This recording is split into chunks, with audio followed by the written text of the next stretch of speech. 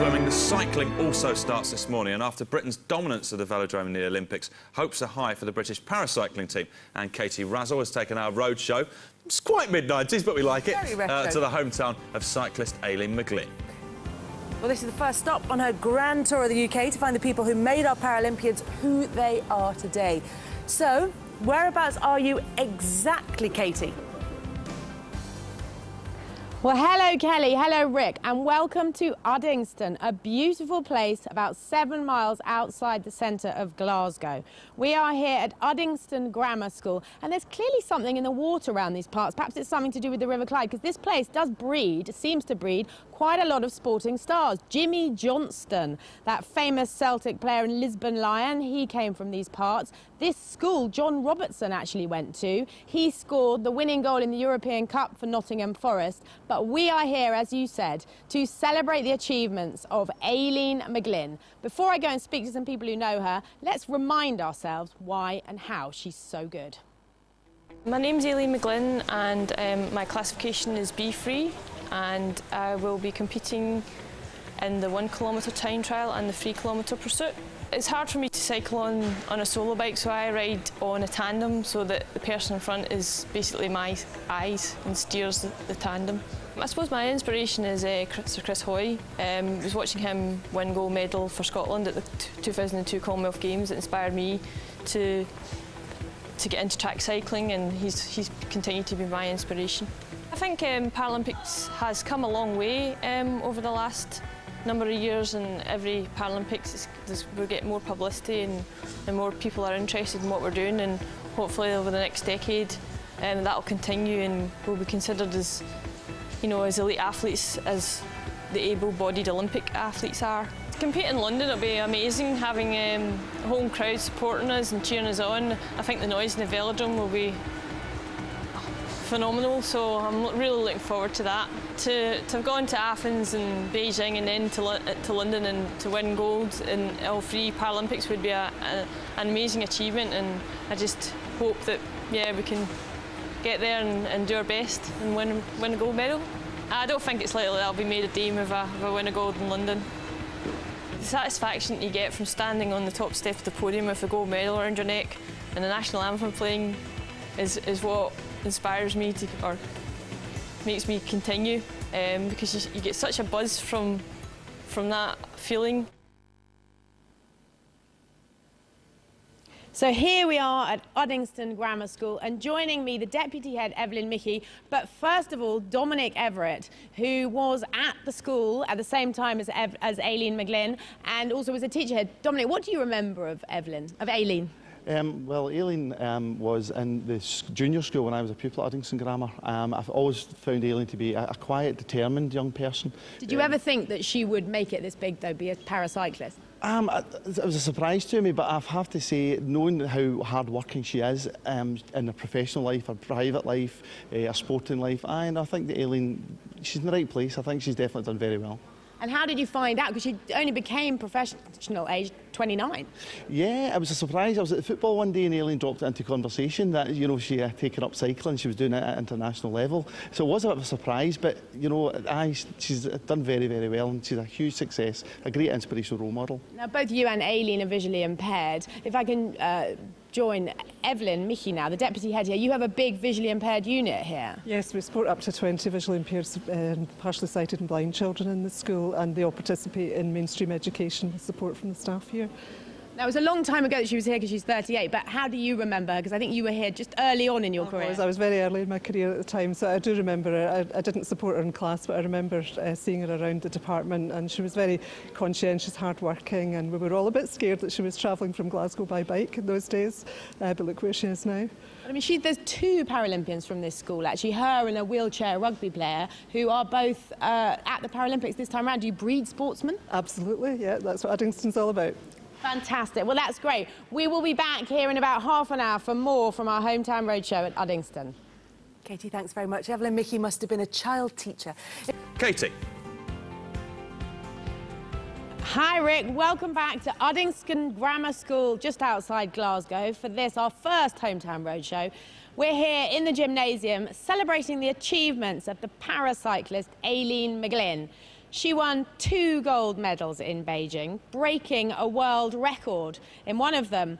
It's her 3rd Games. She's 38 years old. She only went professional when she was 29, and she is visually impaired, which means that she rides on the back of a tandem. And joining me here, I have 2 people who know Aileen really well.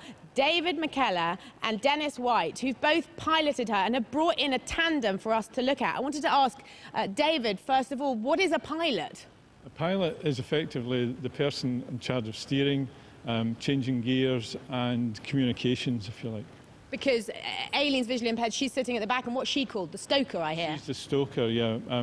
Obviously providing the power, but we're both linked by the chain, so we're both providing power, but she's the main source. Yeah. Now, Dennis, I wanted to ask you, this tandem, this is a road bike, right? And Aileen obviously rides in the velodrome when she's not out on the road for fun with you guys, but how different is this bike?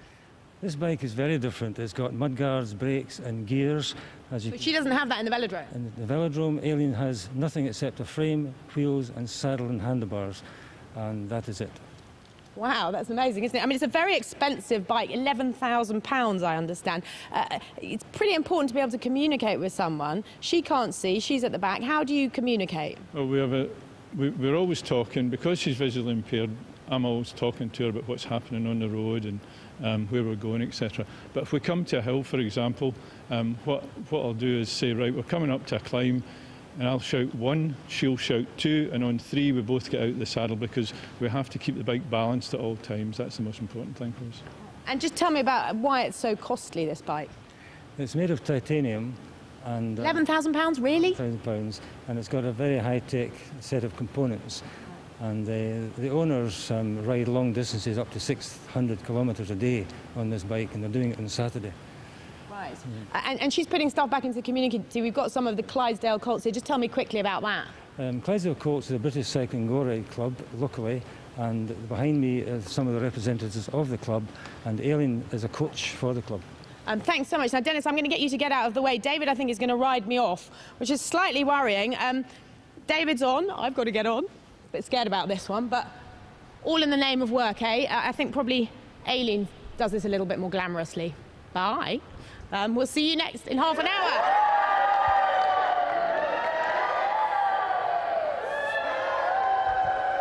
I was absolutely not expecting to hear the phrase, David's going to ride me off now this time in the morning. It's quite extraordinary, Katie. If you want to find out more about sports clubs and facilities in your own area, go to channel4.com/Paralympics. Katie, who are you hassling now? Hello there, Kelly. Welcome back to Glasgow. Well, Uddingston, actually, on the outskirts of Glasgow, where we've been talking all morning about Aileen McGlynn, the double gold medal winner in Beijing and paracyclist. This place not just known for Aileen, also known for some famous footballers. Jimmy Johnston of Celtic fame and John Robertson, who played for Nottingham Forest and scored the winning goal in the European Cup final. It is also known for a particularly famous brand of tea cake. And I've got with me Linda and Robert Mooney, who are friends of Aileen's, and know a bit about food, because I think Aileen, when she goes 10-pin bowling with you, I think she's a bit strict on what you can and can't eat. Is that right, Linda? Yeah, well, she likes to kind of tell you that your burger and chips isn't quite what you should be eating.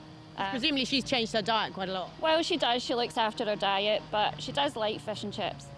No, she likes fish and chips. Don't we all? Robert, how did you meet her? You're both visually impaired, and so is she. Is that how it was? Yeah, I attend the blind party at Celtic Park, and that's where I met Aileen initially, and we'd lost contact for a while, and then I met her again in a train coming back from Crewe, and we've been friends ever since for the last 5 years. You're all in the 10-pin bowling team together. What's she like in the alley?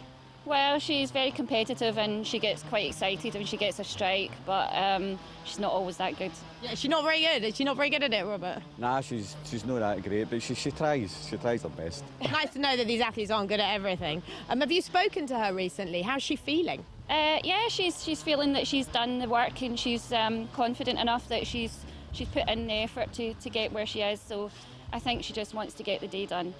Will you be going down to the Paralympics to watch her? Yeah, both myself and Linda are going down tonight, and we're really excited. We're excited for Aileen because we know the work that she's put on over the last number of years. It's presumably a big deal, obviously, that it's a home games. Is she more nervous about that, Linda? I think she's actually really excited to have more support with her this time, and I think that might be a wee bit more nervous for her. But you know, she is really happy that she's got a home support this time. That's really fantastic. That's almost all from here. Tomorrow, as soon as we leave here, we're heading down the motorway, more than 200 miles, down to Halewood in Liverpool for a totally different sport tomorrow morning. It's judo. Mark and Dan Powell, two brothers who are competing in the 73-kilogram judo event. That's almost it from us. I was just going to say, even though Aileen probably wouldn't approve, it's probably time for us, after all this hard work this morning, to have a tea cake. They are local, and I'm suggesting... Linda and Robert, a tea cake. Aileen might not like it, but I think we should definitely have it. Really nice to see you tomorrow, Rick and Kelly. Bye. Bye from Uddingston. We would like a tea cake. Yes, where's my tea cake? Or a caramel wafer. Anything at all. Really hungry. Join us.